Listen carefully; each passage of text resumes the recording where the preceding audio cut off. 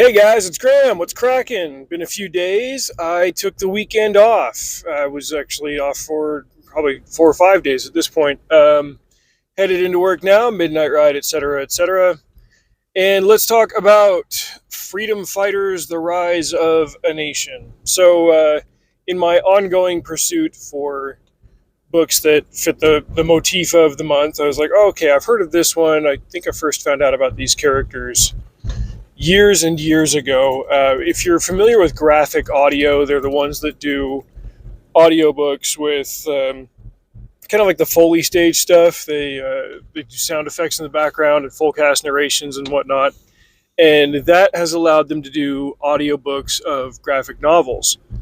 And I found somebody on eBay years ago who was selling a book that I wanted, and he also had a whole bunch of like other stuff in his collection. He just sent it along. It's like, yeah, I'm just clearing out my library. It's like, oh, sweet. So that's how I found the DC graphic novels, through graphic audio, and I tried a couple of them, and they were fine. Like, I imagined as I was listening to them, it would probably be lost as far as the comics go if I was reading, this particular Flash story or this particular Superman story. I think I read Batman the Stone King that way, which audiobooks count as reading, but when you're trying to count a graphic audio as reading, I feel like that's more of a reach, just because like the visual element kind of is required with comics. It's really just a different medium. Anyway, I'm losing the plot here. There was one of those books where the freedom fighters were introduced as a gadget team along the way. I can't remember which one it was, but that was my introduction to Uncle Sam, and then all of the others. There's the Human Bomb. There's Doll Man and Phantom Lady, and a couple of other just weird, like off-brand feeling superheroes that belonged to a banner called Quality Comics that DC bought back in, I don't know, the 60s or 70s. And sometime in the 2010s, I guess they decided, like, okay, we're going to actually do something with these characters. We'll hire it out to this writer named Venditti and his art team, and let him do a book about it. Venditti did fine with the writing. The artwork I felt was very, very good, and you could tell there was like an earnestness to it, where they weren't just phoning it in. Like all of that stuff was done extremely well. There were several pages throughout the entire book that I thought, like, this would make a good poster. Like, I would have this on the wall in the shop or something. It looks good. It's evocative. It does all of that stuff. The problem, I think, is baked into the formula of this character. And when I got to the end, I was thinking, what is the difference between this Uncle Sam character from the Freedom Fighters and Captain America, who is very obviously like a patriotic themed character, but he has so much more to him than just that. He's not just a walking flag that runs around saying, trite Americanisms like I'm the spirit of 76 and keep your chin up like I did through the Great Depression. Like, he doesn't say things like that. He is originally tied to a time period. He was an FDR Democrat, basically, at a time when that was extremely popular. He was, created in the 40s, but they've found a wider array of things for him to do as a character in the comics. They've been able to tell a broader array of stories. Whereas with Uncle Sam, based on his powers and his origin and how he works, there's really only one kind of story that you can tell with him. And that's what happens here in Rise of a Nation. It's a bit of an Elseworlds story. In other things that I've looked up about the Freedom Fighters, it happens in Earth X, so an alternate Earth. But it's kind of like Red Sun, which I read last month and totally loved. Superman, instead of landing in Kansas, and he doesn't land in the Ukraine in this one, he lands in Czechoslovakia in 1938, and he's found by the Nazis, and he gets integrated into Hitler's war machine, and he's known as Overman.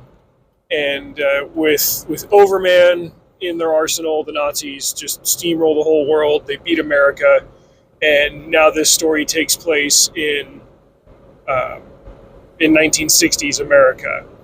We get a brief flashback to the post 1936 Olympics era. Jesse Owens is a freedom fighter, and there are the originals like the aforementioned Human Bomb and Phantom Lady and Doll Man and all of that. But the Nazis and the SS, they integrated Plastic Man into the story for some reason, but he's plastic with two S's, like the Lightning Bolt SS.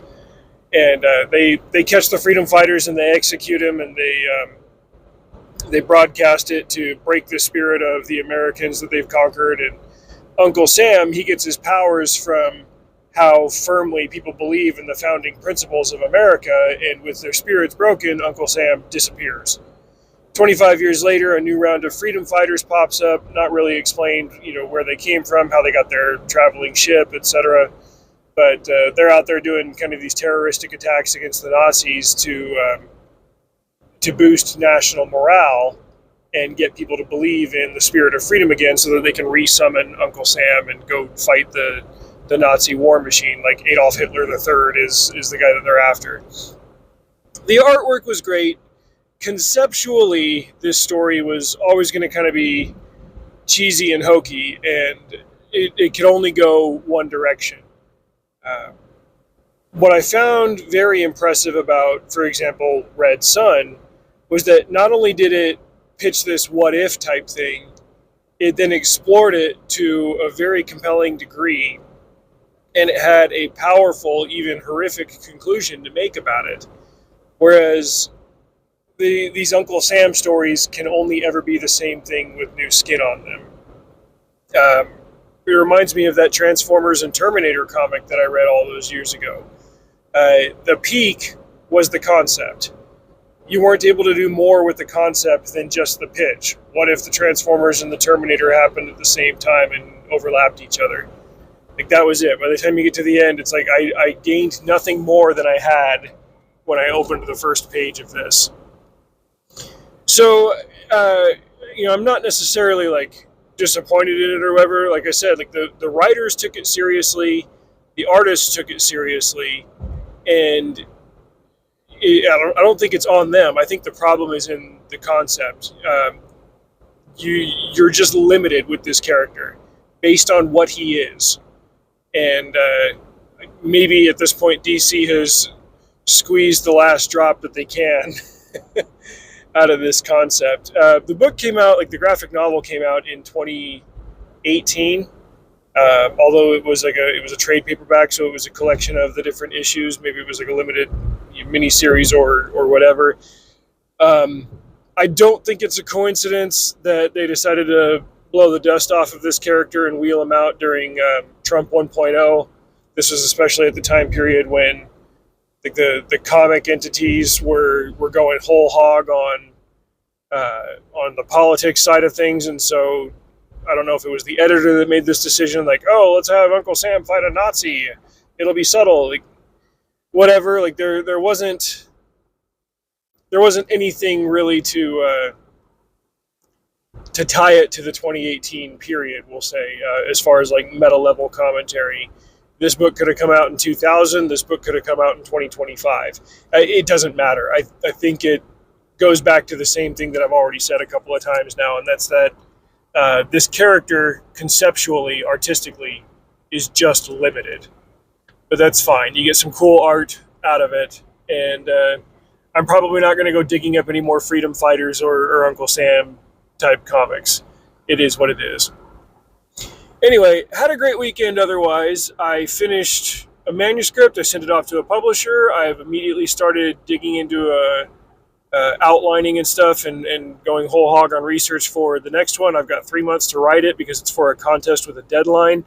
But I'm very, very excited about this. I've had a lot of discombobulated ideas bouncing around in my head. Now I've got to nail them down and figure out which ones will work and which ones will have to get sidelined for another story. But man, I'm stoked about this. It's been fun writing again and not necessarily worrying about anything else. Every once in a while, I'd get an alert on my phone like, hey, here's your YouTube studio stuff, and I'd see that my last video was like 4 or 5 days ago, and it's like, there's this part of me, like a very 2024 part of me. It's like, oh no, you got to do a video every single day, and it's like, if I feel like YouTube is a chore that I have to do, I've kind of lost the plot about why I'm doing this.